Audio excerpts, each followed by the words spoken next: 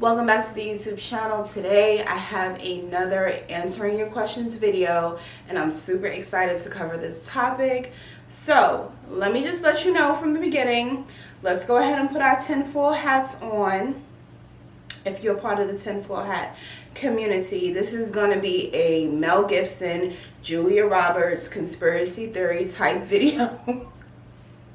But I do have some factual information behind it, so I'm super excited to share it with you. So let's go ahead and get right into the video. Can y'all tell how happy I am right now? It is definitely sweater weather season right now. It is nice and chilly in the morning times. I've been going out in the morning, grounding myself, putting my feet in the grass. It be cold and wet, but I don't care. I be chilling outside in the morning time.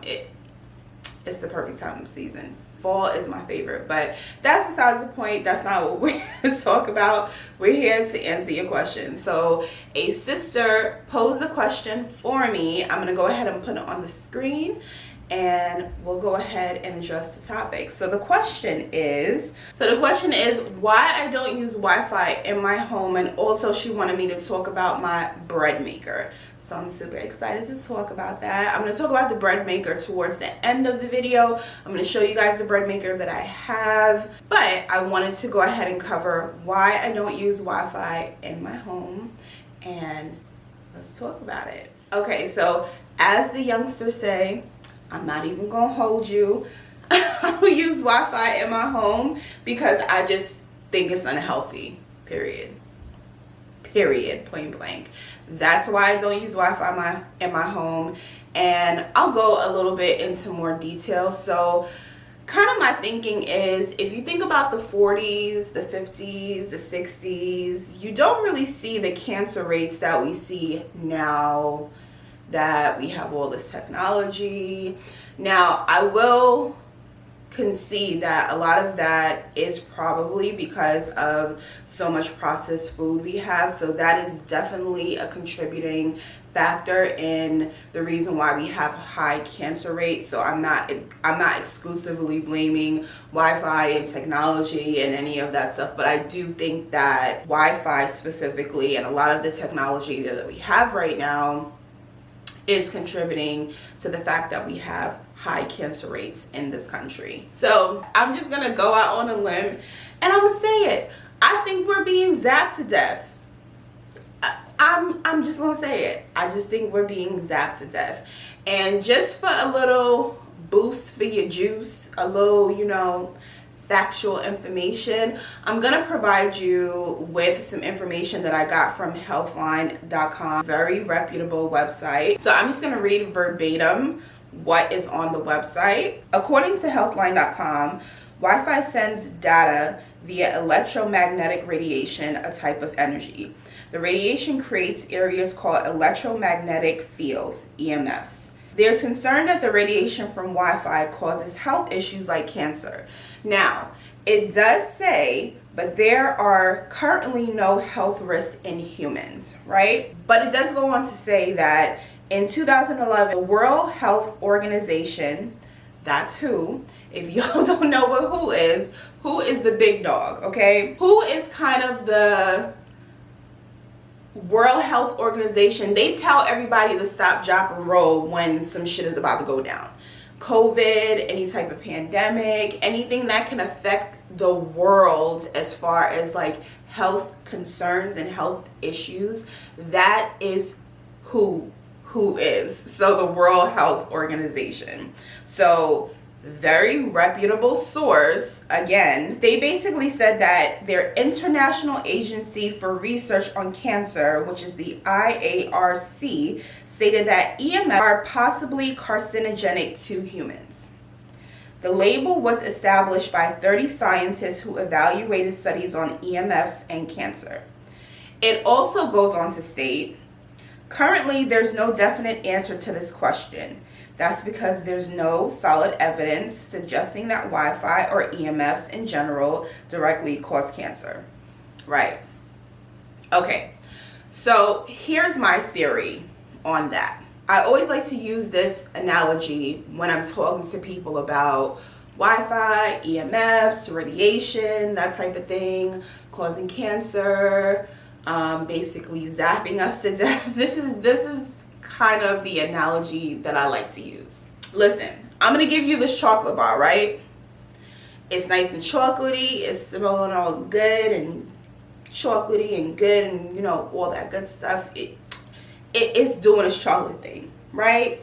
But it might have a little boo-boo in it, okay? Let's just put that out there. It might just have just a little bit of boo-boo in it. I'm not sure. The packaging says that it's fine and people be eating it, but it might have a little bit of boo-boo in there. Are you gonna then eat the chocolate? So stupid. This analogy is so stupid. But are you gonna then eat the chocolate? And that's kind of how I feel about Wi-Fi. It's like, okay, so there might be some issues with Wi-Fi. It might cause cancer. It might have long-term effects. But we don't really know. So go ahead and just use the Wi-Fi. If you think about it, it makes no sense whatsoever. So I mean, that's kind of why I steer clear away from it. I will also note from this same article, it says they also have been doing testing on animals in regards to exposure to Wi-Fi, and although it doesn't kill them, it reduces their antioxidant enzymes, reducing oxidation stress, which leads to cancer. I mean, that's suspicious. That's weird. Do I need to say more? Do I need to say more? Now, if you use Wi-Fi, listen, I'm not judging you. Do what you do. I get the appeal. There's no cords running through your house. It's easy to just, you know, click onto the Wi-Fi. You saving money on your cell service. Whatever people use Wi-Fi for, listen, that's fine. That's your choice. We have free will. If that's what you want to do, then do that. But I'm not going to do that. I'm not going to use Wi-Fi because there's too many conflicting studies. There's too many, the jury's still out type thing. And it just makes me uncomfortable to use it. So I won't use it, and I won't subject my family to it either. And also, just as a side note, now they got this 5G stuff. It's like why do we need 5G? They're putting it in all of these different areas and whatnot. And there are studies out there that say that 5G there is a direct link between 5G and cancer. I'm just saying. There are studies out there that do say that. I don't see the need for 5G. I mean, cell phones run as fast as they can. Like it really is not that serious. Like I don't need the brain waves and stuff like that. Child, I don't need that. But that's just me. That's just me. Also, as another side note, I don't know if anybody else has ever experienced this, but I know I have. So have you ever had a power outage, and as soon as the power goes out, you almost feel like this release in your body, like you're not being, in a sense, charged, and then once the power comes back on, you feel that kind of charge up on your body? That's just a side note to think about. Like, I've always wondered why that is. Well, it clearly is because your body's electric. You have electricity in your home. Hence not having the electricity, your body releases that electricity, and then you turn the electricity on, hence your body charges back up. Makes sense, right? Understandable. I personally use Ethernet connections all over my home. Now, Ethernet connections provide a safe, secure access to the internet. They run faster as far as like getting a faster connection in your home, as far as like using the internet. They provide a stable connection.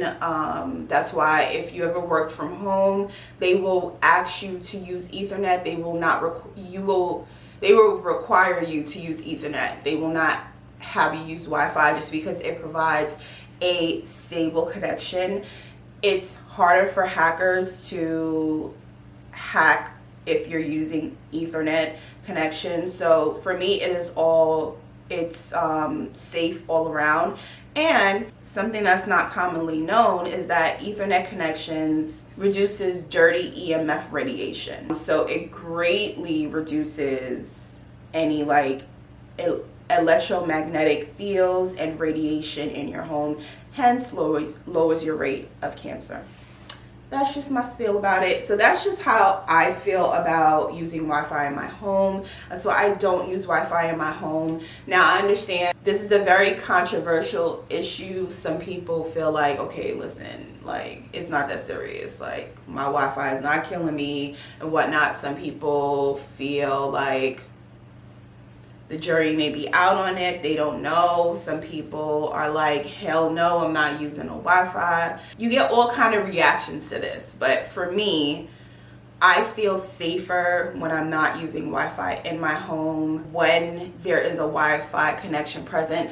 I wouldn't say I get a headache, but I do I can tell. Let's just say it like that. I'm not going to say that I get sick or anything like that because I don't. I do know people who actually have a sensitivity to electromagnetic fields. It is a thing. I do believe it's a thing. There's actually a Netflix documentary. I don't know it offhand, but I'll go ahead and put it in the description box or on the screen. That actually it's like a Netflix series documentary, but one of the episodes talks about electromagnetic fields and people who have sensitivities to it. So it is a real thing. So to answer your question, that is why I don't use Wi-Fi in my home. I hope that answers your question. I know it was a little bit like, girl, this is a little out there, but listen, I'm out there. That's me. I'm out there. But let's go ahead and talk about the bread maker that I use, and let's go ahead and do that right now. Alrighty guys, so here is the KBS bread machine. I purchased this on Amazon and it is a really great bread machine. I haven't had really any issues with it. I absolutely love it. You can choose the loaf size, color, and all that jazz. It does have 17 categories. You can choose from sweet bread, soft bread, wheat bread, quick bread. You can even make sourdough and gluten free bread, and also yogurt in there, which is cool.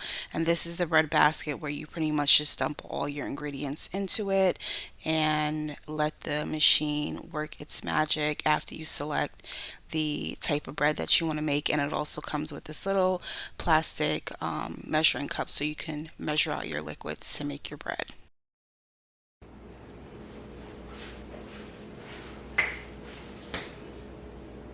Hey. Girl, I completely forgot that you asked me about the water filters, so we're gonna do that this morning. These are the Pure Water Mini Classics.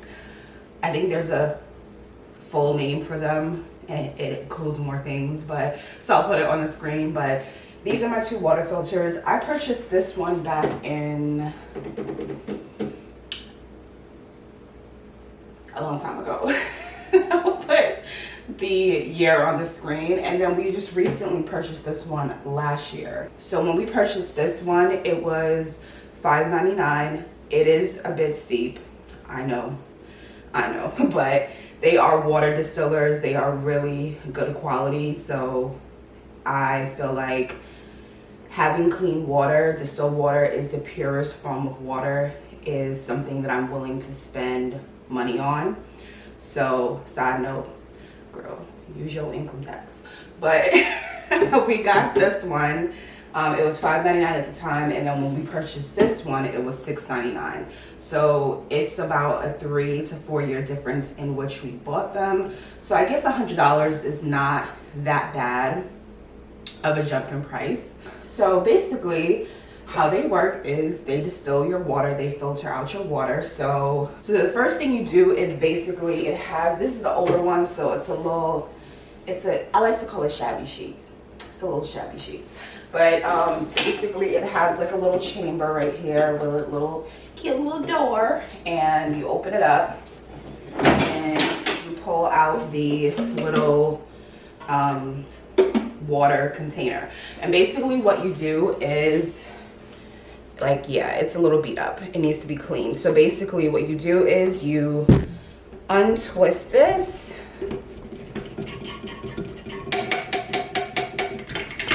It has a nice little, I don't know what you call these things, but it has this to basically make sure that it's tight and secure. And then you fill the chamber up with just regular tap water. And then there is a little, almost like a screw inside of it. And you basically fill it up right underneath the screw. So you have like a baseline of how much water you put in there. Sorry, I'm cut off. So that's how that works. And then this is not something that's necessary, but me and my husband do like to purchase it. So it has a little slot right here, and basically inside of that slot it's a coconut filter. So basically it has like little I don't know what you call these things.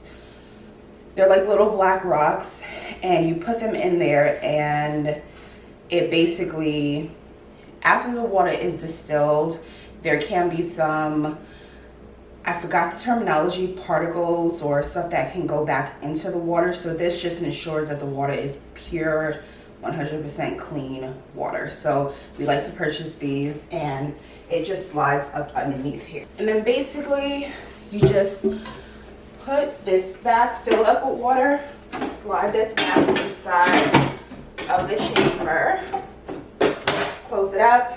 Now on the side right here is a on and off switch. I usually just leave it on and plugged in, but you can turn it on and off. And then this little switch right here, you just go like that. And if you listen, I don't know if you can hear it from here, it starts making this noise, but there's a fan that goes on up here. And that's pretty much how the water starts being made. And then it comes with this pretty glass container. It has some water that I just distilled, but has this pretty glass container that it comes with. It also comes with a lid for this, but we don't use the lid often. I'll show you why. It takes about, I want to say, an hour and a half to do one batch of water, but if you're just putting it on and you're not doing anything, it's not a big deal. So these are the water filters that I have. I love them very much. You can purchase the coconut filters on Amazon. This is what they look like. I'll show you. So that's what they look like. So I changed these out. They come 4 in a pack. Sorry, I changed these out. They come 4 in a pack. And what I do is I change them out every 3 months. I basically open this package. I run this under the basic tap water until it's like wet. And then I put it into that little holder, and that's that. All right, girls, so let me show you after I distill my water what my system is for keeping it cold, fresh, and so we have enough water for all the things. All right, sis, so here is my refrigerator. This one, as you can see, needs to be filled up, so I'm gonna fill it up with the water that I just distilled. But I purchased these from Walmart. So I keep my water in these. These are 2-gallon containers, and I'll put the link below for where you can get them on the Walmart website, or you can simply go into the store and purchase them. I've seen them in multiple Walmarts, but they are what I use. But if you look at the spout is not the flimsy spout that it comes with. It normally comes with this plastic flimsy spout, and it will leak from right here and sometimes from the spout itself. So I purchased these spouts on Amazon.com.